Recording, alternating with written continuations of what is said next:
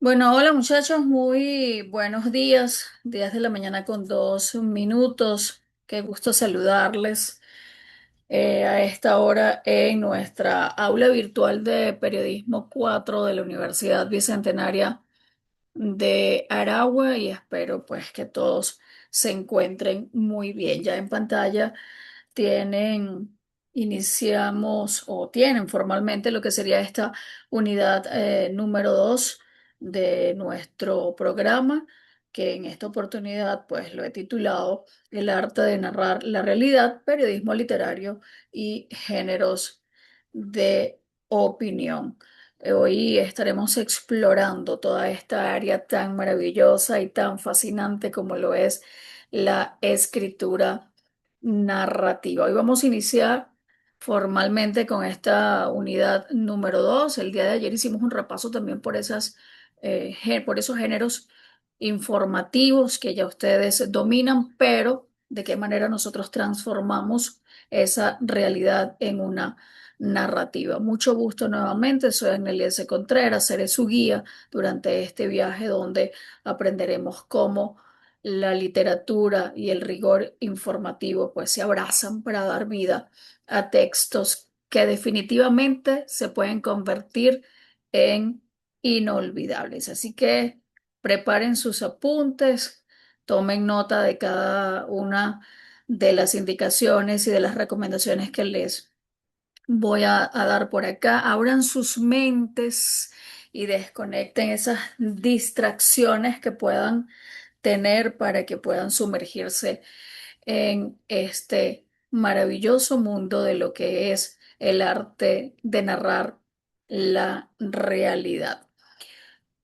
En lo que respecta a lo que es nuestro primer bloque temático en este caso, que es la naturaleza y visión antes de ver lo que es la la técnica y de este arte de narrar la realidad, tenemos que entender cuál es el espíritu de este género. ¿Por qué decimos o por qué decidimos en este caso escribir más allá de la pirámide invertida, que es lo que ya han venido manejando hasta este momento, que es el qué, cómo, quién, cuándo, dónde, que es la respuesta a las 5 preguntas WH, ¿sí? ¿Por qué decidimos escribir más allá de esto? Pues porque hay algo más que nos mueve a buscar la belleza de esos hechos cotidianos. Y aquí, en esta unidad curricular, ustedes lo van a descubrir. Muchos de ustedes hasta el momento han escrito la noticia, como les dije, hasta lo básico, es decir, hasta el qué, cómo, quién, cuándo, un lead totalmente plano, que es como nos enseñan lógicamente en la academia, pero nos vamos a adentrar en este mundo literario, en este mundo de la narrativa, que si usted le sabe dar forma, se convierte en una belleza. Y aquí lo vamos a descubrir. Quiero que lean conmigo esta frase de uno, por lo menos para mí, de los más grandes maestros de nuestra identidad latinoamericana, de Gabriel García Márquez. Dice de esta manera, la crónica tiene la técnica del cuento con la diferencia de que los hechos son ciertos. Y es aquí donde nosotros tenemos que tener mucho, pero mucho cuidado y cuidar cuando nosotros vamos a escribir. Muchachos, grábense esto en sus mentes. El periodismo literario no es ficción, para nada, porque en el periodismo literario inventar un solo diálogo, uno solo que ustedes inventen o alterar incluso una fecha, maquillar un personaje en específico, eso es un pecado capital. Es traicionar la verdad. Entiendan eso, traicionar la verdad, porque nuestra línea roja es el dato exacto, el dato verídico, pero nuestra ventaja es el arte de poder narrar eso. Usamos, lógicamente, las herramientas de la literatura, es decir, el suspenso, la descripción de ambientes, los olores, construimos personajes para poder contar esa verdad con una fuerza estética que lo que es la fría estructura de la noticia jamás podrá alcanzar. Entonces, debemos tener presentes siempre esta frase de Gabriel García Márquez. Vamos a leerla una vez más. La crónica tiene la técnica del cuento con la diferencia de que los hechos son reales. Mantengan siempre eso en mente. Todo es totalmente real. Comenzar a escribir en en lo que es el género de periodismo literario, cuando ustedes hagan su ensayo, cuando escriban su crónica, incluso para los cuentos, debemos tener presente cada uno de los elementos narrativos que utilizamos en la redacción. Pero en la crónica principalmente es fundamental que todo lo que se vaya a escribir sea totalmente cierto. Es probable que, de alguna manera, por protección o identidad de algún personaje, de alguna persona que nos narre su historia, usted pueda cambiarle el nombre a esa persona. Se lo narró Juan Pérez, pero en su crónica se llama María Hernández. Pero eso tiene que ver por una protección de identidad, pero no significa que va a cambiar el hecho o que va a cambiar la realidad de lo que esa persona a usted le contó. Por eso es que entramos en algo muy, pero muy fundamental, que para lograr esta maestría, nosotros necesitamos comprender tres elementos que hacen al escritor periodista. ¿Sí? Repito, hay que entender tres elementos fundamentales que hacen al escritor periodista. El número uno tiene que ver con la música del texto, ¿sí? Así como lo están escuchando, la música del texto. ¿Qué significa esto? Que el texto debe sonar bien. Por eso siempre recomiendo lean en voz alta todo lo que ustedes escriban. Debe tener ritmo. Hay frases cortas que, que pueden llegar a golpear muy fuerte en el lector, en este caso. Hay oraciones largas que pueden fluir definitivamente como un río o esas cortas que pueden golpear como un tambor. Pero el equilibrio de estos ritmos es lo que va a seducir al lector y lo que lo va a mantener allí pegado al papel o incluso una pantalla, porque ustedes pueden hacer crónica para sus redes sociales, lo pueden hacer en formato video, pero en el caso de nosotros que nos compete la escritura, pues al lector. ¿Cuál es el segundo punto o el segundo elemento que debemos tener siempre presente? El deber de leer. Un periodista que no lee literatura es como un músico que no escucha música, así de sencillo. Para poder escribir crónicas que sean realmente potentes, usted debe leer poesía, novelas, ensayos, nutrirse de esas literaturas maravillosas que nos han dejado grandes escritores, grandes periodistas, como por ejemplo, como les dije, que para mí es el maestro de la crónica, Gabriel García Márquez. Y es ahí en donde nuestro vocabulario se va a nutrir y vamos a descubrir nuevas formas de poder estructurar el pensamiento.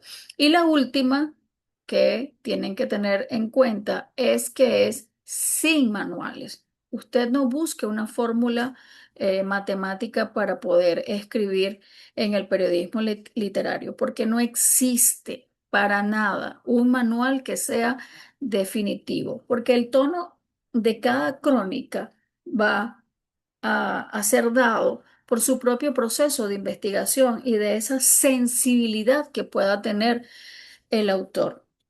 Yo escribo crónicas. Es mi especialidad hacer crónicas prácticamente. Eso es lo que me caracterizo por hacer. Pero yo debo hacer un proceso de investigación, yo debo convivir con esa realidad, debo sentirla, debo padecerla para poder llevarla a lo que es la escritura.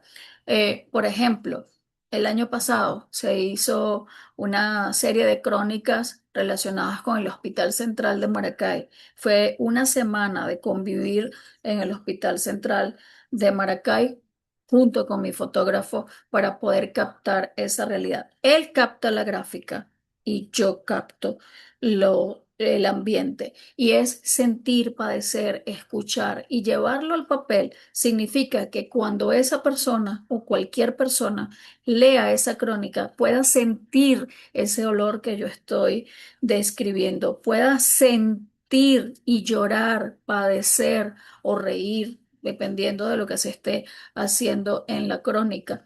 Tiene la capacidad de poder trasladarse a ese ambiente a través de esa escritura que le estoy dando, a través de esa narrativa. Entonces es un arte propio. Cada quien le va a dar su propia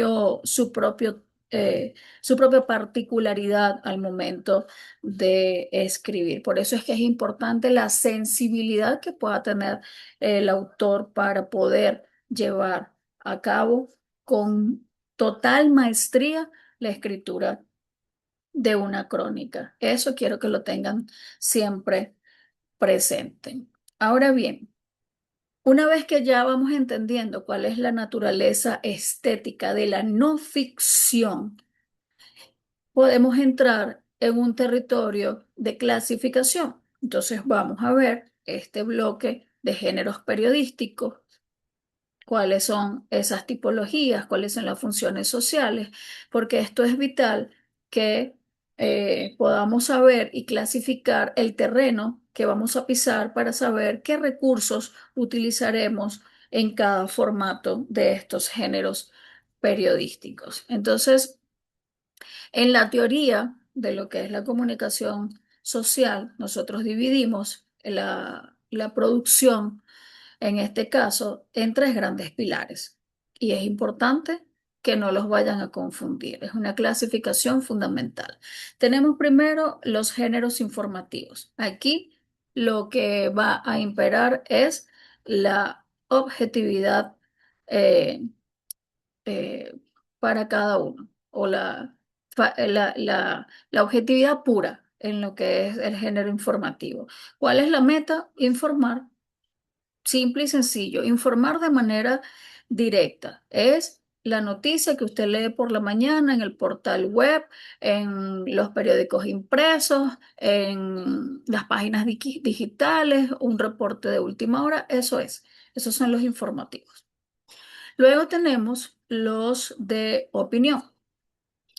Aquí el periodista o el analista no solo va a exponer un hecho, sino que emite juicios de valor, es decir, propone una tesis, argumenta y va a buscar de esa manera persuadir al lector en este caso. Y uno de los que nos compete, porque en este nosotros vamos a tener opinión y este que es el interpretativo, que son los géneros mixtos. Aquí es donde vive la crónica y el reportaje. Hay información rigurosa, pero también hay análisis, hay contexto, hay una profunda interpretación del periodista sobre el por qué y el cómo sucedieron las cosas. Nosotros en esta unidad curricular estaremos con opinión, pero con los interpretativos o con el género interpretativo es donde tendremos profundidad en este caso, porque estaremos trabajando con lo que es la crónica. Ahora bien, los géneros de opinión escritos, ¿sí? Aquí nos tenemos que detener un momento en la palabra escrita orientada hacia la opinión. En los periódicos y portales de opinión nos vamos a encontrar con este abanico que tienen en sus pantallas. El editorial, el artículo de opinión, la columna, la crítica, cartas al director. Con eso nos vamos a conseguir. ¿Qué es la editorial? El editorial, en este caso, va a tener dentro de sus características principales que va a representar la voz del medio de comunicación como institución. No lleva firma individual porque es la postura corporativa de la empresa. Eso tiene que quedar muy claro. Allí en pantalla lo tienen especificado. Repito, la editorial es simplemente la voz del medio de comunicación, ojo, el medio de comunicación, es la postura de la empresa. Por su parte, el artículo de opinión, aquí un especialista, que no necesariamente tiene que ser un periodista, puede ser un economista, un politólogo, eh, cualquier especialista, un abogado, incluso, ellos exponen su firma y su prestigio analizando un tema. Ese es el artículo. En la columna, por su parte, que es el espacio predilecto de la literatura en la opinión, allí tiene la prioridad de que es con una periodicidad fija, ¿sí? Un nombre propio y el autor deleita con un estilo personalísimo, muy, pero muy personal. Lo vemos todavía en algunos diarios. Busquen en sus regiones, desde donde quiera que ustedes se encuentren, un periódico impreso o incluso en los mismos portales web que allí van a conseguir cada uno de estos géneros de opinión escritos. Por su parte, la crítica no es únicamente decir si una película o si un libro o una obra de teatro es buena o es mala. No, va mucho más allá. Se los decía en la clase número 1.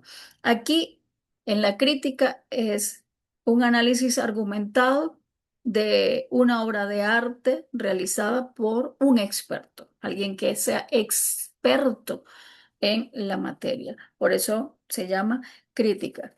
Eh, Alguien que sea experto en cocina gourmet va a ir a los restaurantes y hará críticas de ese restaurante y es lo que le dará, por ejemplo, el prestigio o no para que los comensales puedan asistir y deleitarse con cualquiera de esos platos. Una obra de teatro, quien lo va a hacer una crítica, va a ser alguien experto que maneje muy bien los términos y que pueda dar argumentos para poder hacer la crítica de esta obra de teatro. Mientras que las cartas al director, eso es un espacio democratizador donde los lectores de una comunidad pues expresan simplemente su sentir y se llama cartas al editor. Por lo general van transcritos de manera textual tal como lo envía esa persona de la comunidad. Lógico, lleva un filtro porque si tiene algunas palabras que no puedan escribirse,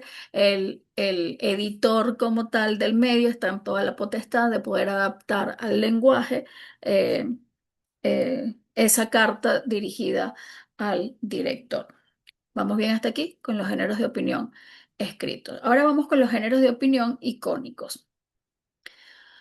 La opinión no solo se escribe con letras, no. Hay una forma de expresar la opinión que por muchos años en nuestro país, de hecho, se hizo con el gran Zapata, que es la caricatura. Por lo tanto, y también está la fotografía. Entonces, también se dibuja y también se fotografía. Estos son los géneros de opinión icónicos.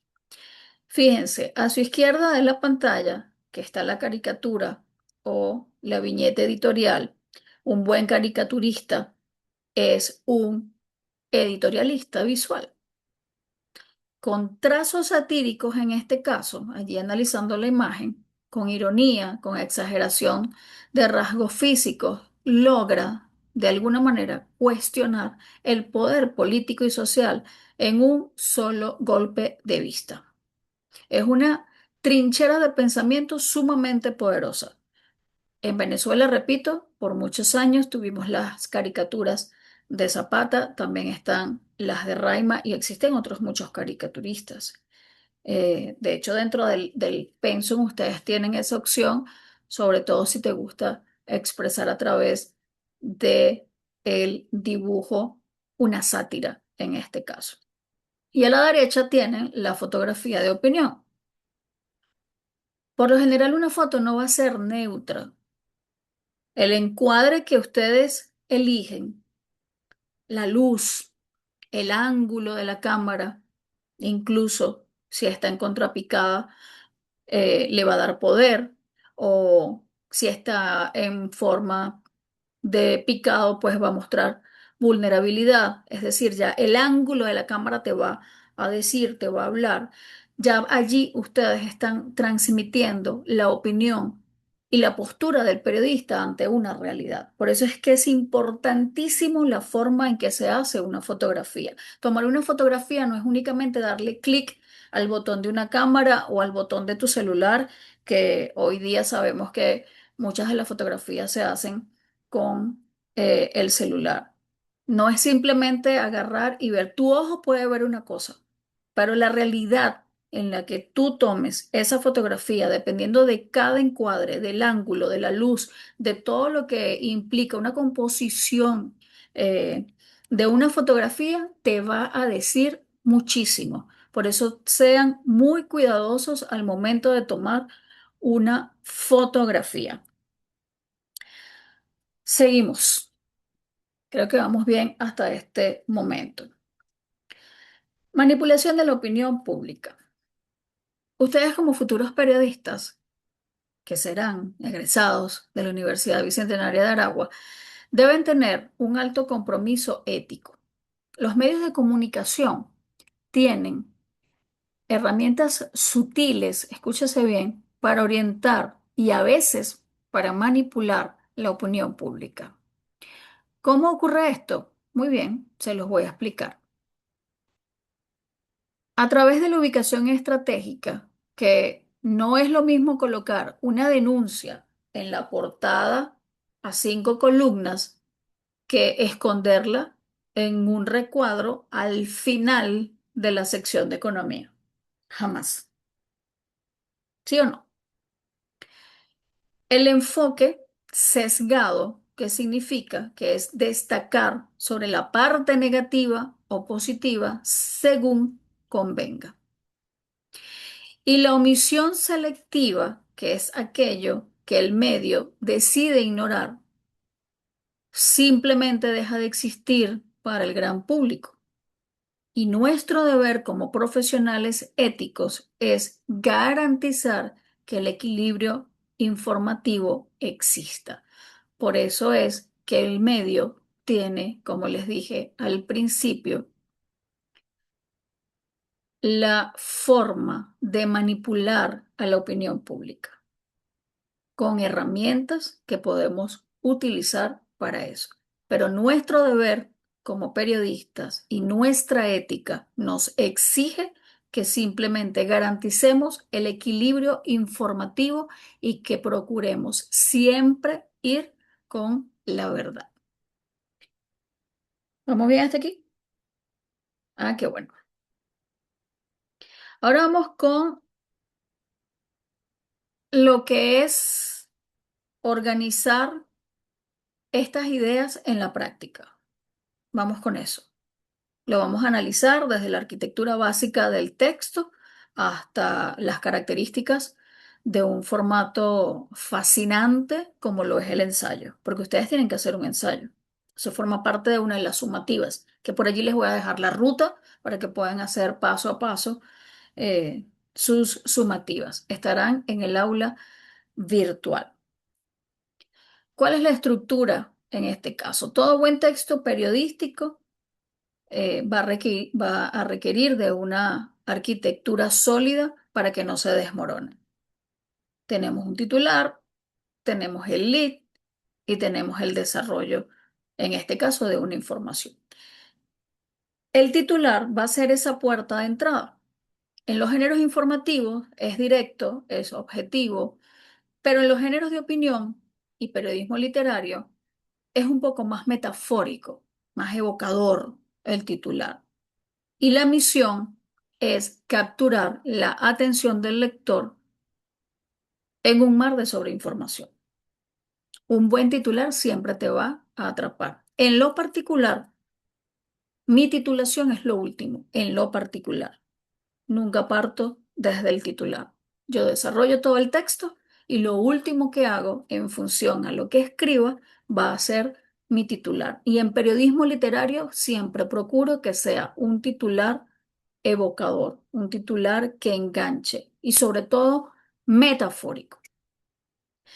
En mi lead, que es el párrafo de enganche, en los textos tradicionales, como se los dije, en las notas normales que se desarrollan, nosotros vamos a responder esas famosas preguntas de WH. ¿Qué, cómo, quién, cuándo, dónde? ¿Sí? Y el por qué. Son las 5 preguntas que respondemos en un lead. Pero en la crónica literaria, ese lead suele ser la escena de alto impacto que va a despertar la curiosidad del lector. Mi desarrollo, que mientras en una noticia normal usamos la pirámide invertida, es decir, de lo más importante a lo menos relevante, en el periodismo literario y en el periodismo de opinión, nosotros allí vamos a hilvanar cada argumento o escena que guía de manera ascendente hacia una conclusión. Va en orden cronológico, desde que comenzó hasta que terminó, desde un principio hasta un fin, en orden cronológico de cómo sucedieron los hechos, para que el lector no pierda ningún detalle de lo que está leyendo. Vamos a hablar ahora del ensayo. Este género, inmortalizado por pensadores como Michael de Montaigne, por ejemplo, es un puente perfecto entre la academia, la literatura y el periodismo. Allí no hay más, porque se caracteriza por ser un texto didáctico, que va a ser escrito en prosa, donde el autor va a exponer una tesis muy personal sobre un tema científico, un tema social, filosófico, literario, dependiendo del contexto que tenga. En nuestra sumativa, les sugiero que sea un tema social. De hecho, en las indicaciones está. El ensayo ciertamente puede ser libre en su temática y en la estructura también, pero siempre va a exigir algo que es fundamental, que es el rigor intelectual. Porque no se trata de opinar sin base, se trata de reflexionar de manera elegante, de manera sustentada y de manera profunda. Grábense esos tres elementos, elegante, sustentado y profundo. Así tiene que ser el argumento que usted va a dar en un ensayo.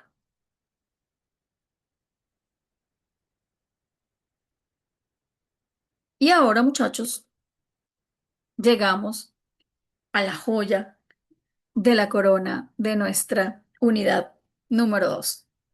A mí me fascina la crónica. Es el género que en lo particular me apasiona, lo que es la crónica. Y nosotros vamos aquí a irla desmenuzando, entender sus rasgos, aprender cómo ustedes mismos pueden empezar a escribir las suyas. No le tengan miedo a la escritura, no le tengan miedo a escribir y mucho menos a escribir crónicas, porque una vez que ustedes comienzan a hacerlo, créanme que se van a enamorar. La crónica es pudiera decir, un género bicéfalo, ¿sí? Con dos cabezas. Vamos a llamarlo así. Una de las cabezas va a mirar a la información, ¿sí? Y la otra va a mirar a la literatura, ¿sí? La crónica tiene dos cabezas, una hacia la información, otra hacia la literatura, pero tiene rasgos muy bien definidos, muy claros. Comenzamos con la etimología. Viene del griego cronos, que significa tiempo. Por definición, la crónica literaria va a narrar los acontecimientos respetando un hilo conductor temporal cronológico, ¿no? Por eso se llama crónica, en orden cronológico, desde que inició hasta que terminó, sin perder ningún tipo de detalle. En cuanto a los personajes y el conflicto, a diferencia de la noticia, donde el protagonista importa poco, en la crónica buscamos seres de carne y hueso. Investigamos sus vidas, sus miedos, sus motivaciones y hay tensión dramática y clics y clímax. ¿Sí? Hay tensión dramática porque le ponemos ese drama a cada escritura. Y en cuanto al estilo, el cronista no es un fantasma invisible, el cronista está allí presente, observa, siente, usa adjetivos precisos para poder describir lo que está viendo, lo que está observando, figuras retóricas para poder colorear esa escena que está presenciando porque le da vida, le da color, le da alma, le da voz, olor, sentimiento a cada una de las letras que va escribiendo. La crónica es un territorio inmenso y se adapta a la realidad que nosotros queremos contar. Y entre sus especializaciones más importantes tenemos los sucesos, o lo que llamamos como crónica negra, que va a narrar hechos policiales, crímenes, tragedias, pero desde una perspectiva sociológica y humana. La política reconstruye lo que pasa detrás del escenario del poder, las campañas, los debates, las tensiones institucionales. En esta línea seguimos con la social, que va a retratar, que es la que nos interesa en nuestra unidad o en nuestra materia periodismo 4. Retrata la vida de las comunidades, las luchas vecinales, la cotidianidad del ciudadano de a pie. Las más comunes que conocemos, que es la deportiva, va a captar la emoción del juego, el drama de la victoria, la derrota, la psicología de los atletas. Por lo general vemos crónica en un partido de fútbol, de béisbol, porque narran cronológicamente cómo se desarrolló cada juego. Nosotros aquí vamos a trabajar la social. Y también tenemos de viaje, que nos va a transportar a lugares desconocidos a través de la mirada curiosa y descriptiva del cronista. Por lo general, va a ser hacia el turismo. Ahora bien, vamos a hacer una distinción muy importante que suele ser eh, pregunta obligada, así que tomen nota. La crónica literaria versus la crónica histórica. La crónica literaria busca un fin puramente estético, es decir, el autor desea que el texto sea una obra de arte en sí misma y va a utilizar recursos estilísticos de la novela para dar cuenta de una realidad inmediata y humana. En cambio, la crónica histórica tiene un carácter un poco más documental y de registro de época, y es la relación cronológica que va a haber y además detallada de un acontecimiento que hubo en el pasado para poder preservar esa memoria colectiva de un pueblo o de una nación, ¿sí? Entonces, hay que establecer esa diferencia entre la literaria y la histórica. Nosotros aquí tendremos la literaria. ¿Cómo nosotros vamos a hacer una crónica? Eh, Ustedes seguramente se van a preguntar, bueno, pero ¿cómo empiezo a escribir mi propia crónica? No, no, ¿cómo? Ustedes primero tienen que informarse. La calle va a ser su salón de clases. Vayan al lugar, entrevisten a las personas, tomen nota de todo, los olores, los colores, lo que perciben, los sonidos del ambiente. Luego se van a asegurar de responder en el texto el qué, el cómo, el cuándo, el dónde, el quién, el por qué. Ningún adorno literario va a compensar esa falta de información básica. Ojo con eso, ¿sí? Lo que tenemos es que adornarla. ¿Cómo van a contar la historia? Bueno, ustedes van a ser un narrador testigo que observa desde afuera o usted va a involucrarse en la acción en primera persona. ¿Qué va a hacer? Eso lo decide usted como escritor. Y no lo cuenten todo al principio. Ustedes van a construir esa expectativa, ustedes van a mantener el misterio para que el lector quiera comerse todo el texto.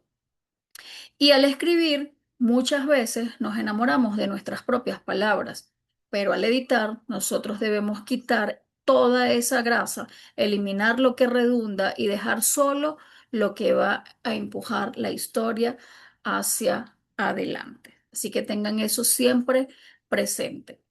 Y esta frase, con esto quiero culminar la clase que se las regalo de Gabriel García Márquez.